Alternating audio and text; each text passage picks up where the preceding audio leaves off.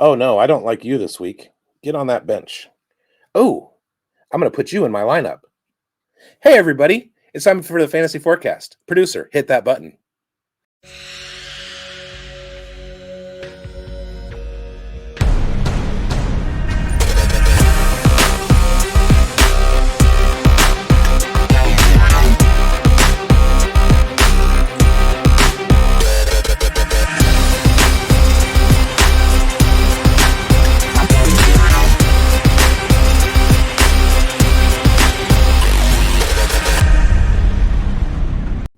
Welcome to another edition of Fantasy Forecast with Grindberg and bigz. I am bigz. He is Grindberg.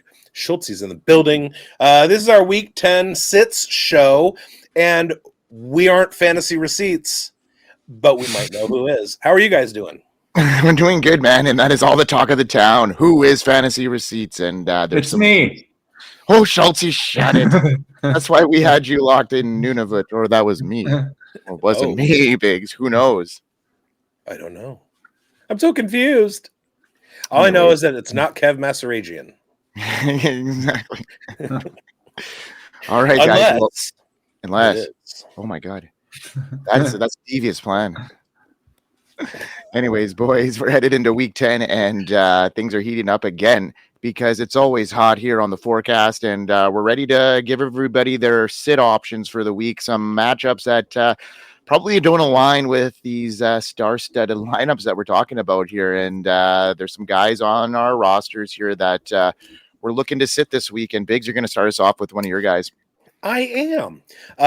This week, I am sitting Chris Olave. Now, there are a lot of layers to this onion. Number one being that he's going up against Carolina, and Carolina is murder against wide receivers.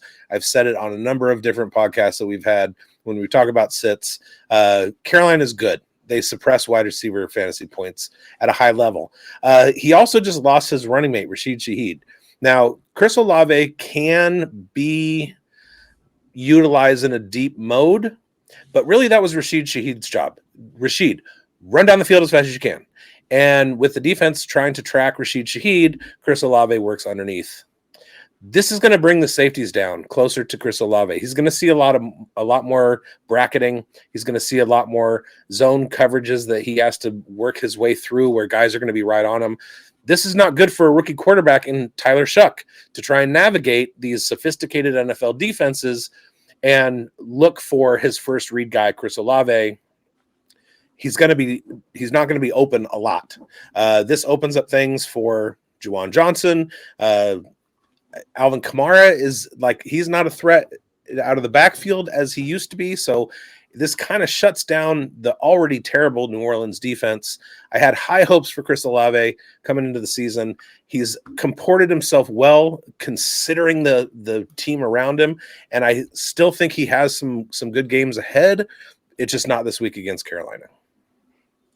Yeah, Schultzy, what do you got to say about that? Anything? Yeah, I mean, Tyler Shuck stinks. That's the big one here. And one of the big reasons Carolina is so good against receivers is because, they can get pounded on the ground and, no reason to let off the run game if it's working. Yeah, agreed. Now I'm going to get into one of my sits, and I'm going to take a page out of bigz's book. I'm going to cheat a little bit here. Yeah, I know. I'm going to go with a backfield. I'm going to go with the backfield here, if you will. And I'm just going to go with the Arizona Cardinals backfield as a whole. There was some rumblings that maybe Trey Benson may make his return off the IR. He hasn't practiced yet, so I'm not holding my breath for him to come in. Even if he did, I'm not liking what I see here. So what do we got left here on the bone is what? Bam Knight, Amari DeMarcado. I'm not sure this is going to work out whatsoever. And when you're facing the third ranked, run defense in the NFL, only allowing 78 yards per game in the Seahawks, this is going to be a really long day altogether for the Arizona Cardinals running back room, but also, just that team in general. I think it's going to struggle big time in this one. If Trey Benson returns or Bam Knight is filling in again, or whoever it is in that backfield, DeMarcado or even Michael Carter, if you will, he got cut and he's back in there. So we'll see what happens, but not happening for me against the Seattle Seahawks. What do you guys think about that? Same. Yeah. It's a tough one. Schultzy, what do you got for your sit? Yeah, I mean, technically going out of the same page here because I'm also telling you to sit an Arizona Cardinal, and it's Marvin Harrison Jr. He's wide receiver 31 so far, and I get he had a nice game last week with Jacoby Brissett. He caught 7 balls on 10 targets, 96 yards and a touchdown. Best game of the season. Hopefully we can get some of that going with Jacoby Brissett instead of Kyler here. And I think the big one here is you hit it, man. The Seattle defense is just good. They're also bottom third in the league against wide receivers fantasy points allowed. They're bottom third in yards, just overall yards. They're tied for 4th in sacks, 2nd in QB hurries, tied for 4th in interceptions. It's just a really good defense. And they're on the Cardinals are on the road in Seattle. It's a really tough place to play, especially when the Seahawks are good. They are good. And I think it's going to be a tough sledding game for the Cardinals overall. Hard agree. Yeah, I'm excited to see what Rashid Shaheed will do in the Seattle offense. Back with Clint Kubiak, and Sam Darnold is looking like he's the most accurate deep ball passer in the league right now, and the stats prove it. So this relationship could turn into something even longer term as well. So excited to see what happens there. Now, Biggs, what do you got as your spotlight sit of the week? Schultzy, close your eyes and plug your ears. Run the video.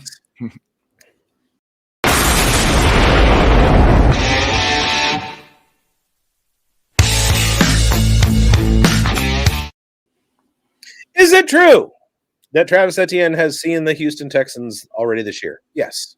And is it true that he had a double-digit fantasy performance against the Houston Texans at home, finishing as RB21, which would definitely put him in the RB2 or flex position?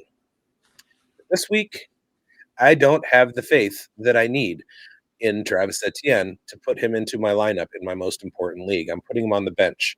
There are a couple of things that I have seen over the last couple of weeks. Number 1, Bashal Tutin getting a lot of looks. Number 3, there are 2 things. Number 1, Bashal Tutin getting Number 2, LaQuint Allen Jr. is a force in the pass blocking game. That means on passing downs, Jacksonville Jaguars can pull Travis Etienne off the field if they know that they're going to pass. They just made the trade for Jacoby Myers. Questionable to play this week is Brian Thomas Jr. That means that we're looking at an offense that's going to be brand new Jacoby Myers, Parker Washington, some banged up tight ends, and there's not going to be a lot of room for Travis Etienne. If I am the offensive coordinator of Liam Cohen's Jacksonville Jaguars, I'm going to make this a Travis Etienne showcase game because there aren't very many other options. However, if I'm a Houston Texans defense, I'm going to know that, and Travis Etienne isn't going anywhere but my bench. Yeah. And Schultzy, plug your ears again because it's coming in hot here for you as a Jaguars fan here.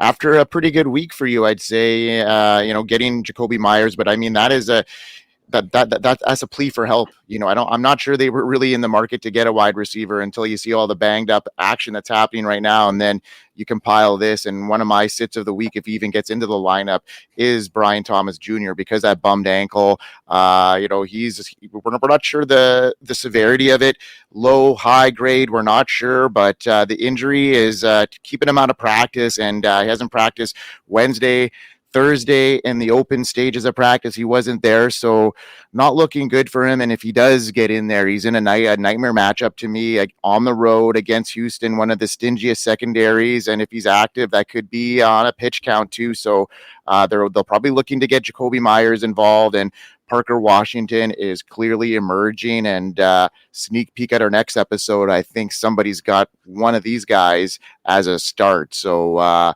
tough matchup, but I'm not looking to start Brian Thomas at all if he does play. I love how you're like, sit the Irish Air Force and Jim Brown, who's dead. John Mike. I hope those calls don't come back to haunt you. All right, go ahead. Schultzy. All right, man. I'm going to go for Breece Hall. And It really sucks that he didn't get traded. Like, we all needed that. The fantasy world needed Breece Hall on the Kansas City Chiefs. Not that real football world needed that, but the fantasy world needed that. And all the Breece Hall shareholders needed that. But he's clearly disgruntled. He clearly wanted to get traded, and let's see how that affects his performance down the stretch here. Now, he's a pro, and every time you step on that field is a chance to put your talent on display and on film. And like, that kind of goes to the whole tanking argument. Is like, it just doesn't happen like that because these guys have to put on good film to make money down the road. And Breece isn't going to just phone it in. But at the same time, I think this could potentially affect him a little bit.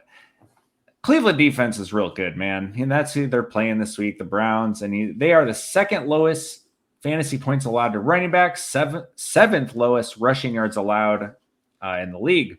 Very, very good run defense here against the Browns. And another thing here is the Jets just traded away their two best defensive players. So it wouldn't shock me if the Browns come out here and put up some points and instantly put the Jets into a passing game script, which is bad news for Breece Hall. Another thing I don't like, Isaiah Davis. It looks like we may be getting a little bit of run here. The Jets, honestly, if they're smart, they will play Isaiah Davis a little more, see what they got in the kid. Breece is out the door at the end of the season. I don't think that's a secret. And it just makes sense to give Isaiah Davis some looks and some snaps here. Lastly, when you're looking at Breece, he has 4 good games all year, okay? And those games are against Pittsburgh Steelers, the Miami Dolphins, Dallas Cowboys, and the Cincinnati Bengals. 3 of those teams are the top 3 teams in yards allowed on defense. The other one is the Miami Dolphins, who can't stop anyone on the ground. So the only time Breece has popped is just in cake matchups, and he has the opposite of a cake matchup this week. I am sitting Breece Hall unless I got to do it, because you may have to because of buys, but not feeling good about that one. I do want to address one thing that you just talked about, players not showcasing their talent and not tanking. Your new wide receiver, Jacoby Myers, had a career low QBR when targeted this year, and 0 touchdowns, but he led the team in snaps and targets. That's not good. He wasn't trying. He hasn't dropped a ball all year, man. That's all we need. That's literally why they did it. I'm not joking. No, I know. All right. Week 10 sits are in the books here, and hopefully we help you get to the next stage of your playoff run coming up here. Now, wrap this up like the lady at Macy's. There you go. Wrap it up like the lady in Macy's. Thank you for watching. Like, subscribe, hit the bell. If you're a first timer, welcome, and keep watching more episodes. We've got so much stuff. Our Starts show comes out tomorrow. Breakfast with Biggs, 8:30 a.m. Sunday morning. That's West Coast time, with me and a cocktail for your edification and starts and sits advice. Tuesday is our waiver wire and weekly recap show. Points after Thursday on Thursday after Thursday night football. Mike and I live taking starts and sits questions. And if things go my way last week, I won't be there. Don't forget to watch Spilled Coffee after Breakfast with Biggs on Sunday mornings. We love you and we hope you win. Hope you win, folks. Hope you win. We are here. We are here. FantasySportsAdvice.com, offering the best fantasy sports social media platform. Why join endless Discord communities or the trolls of Reddit? Fantasy Sports Advice is a community designed to help you win with 24/7 support. Go to FantasySportsAdvice.com and become a pro member for unlimited access. Again, go to FantasySportsAdvice.com today.